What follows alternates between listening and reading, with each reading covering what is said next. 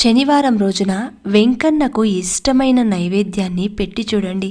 ఎంతో సంతోషించి మీరు ఏదైతే కోరుతున్నారో దానిని ఆ భగవంతుడు తప్పకుండా తిరిగి ఇస్తారు. మరి వెంకన్నకు ఇష్టమైన నైవేద్యం ఏంటంటే, ఆయనకు చాలా రకాల నైవేద్యాలు పెడుతూ ఉంటారు భక్తులు. కానీ ఆయనకు ఎక్కువగా చక్కెర పొంగలి, పులిహోర, దద్దోజనం, మిరియాల పొంగలి, చిన్న లడ్డూలు భక్తులు ఎక్కువగా సమర్పిస్తూ ఉంటారు.